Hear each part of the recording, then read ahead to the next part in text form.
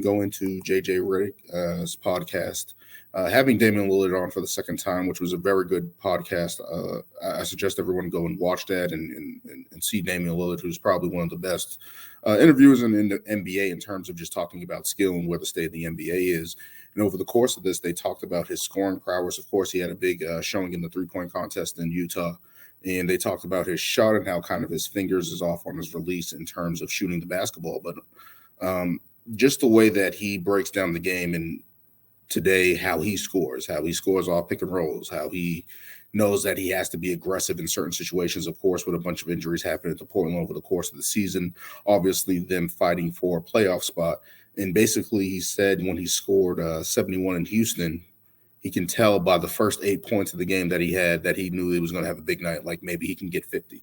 But to get 71, kind of like Donovan Mitchell there and really score like that, it just the way that he breaks down the game, that he's able to see where the pick and rolls are coming, how to attack it, kind of splitting it, and kind of just being a crazy volume shooter. They also talk about his range in that section about where he basically crosses half court and he's able to let it fly. He feels comfortable doing that.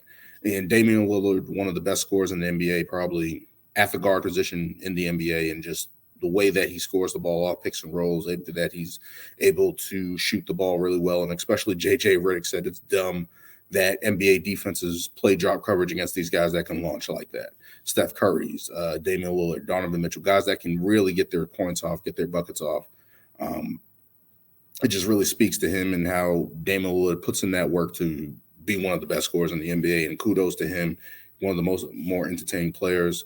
They also talked about his, which I thought was awesome, his game winners as a rookie against Houston, and then his game winner against OKC against, of course, shooting over Paul George, saying that's a bad shot and stuff like that.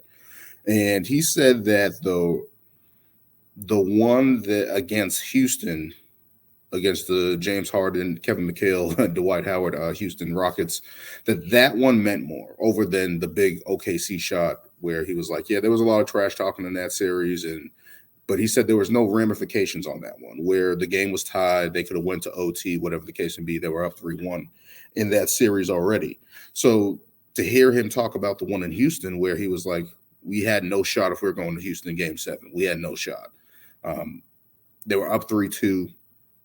But if he missed that shot, he knew that if they went to Houston, that they wouldn't have won that series. So to hear him put that in perspective and seeing Damian Lillard, of course, at that time as a young boy in the league, really saying, hey, that shot meant a lot more than the other one over OKC, was an interesting perspective, and I thought it was cool to hear from him talk about that in depth. And I thought that was awesome for JJ Redick, for those guys to bring it up and talk about that as well.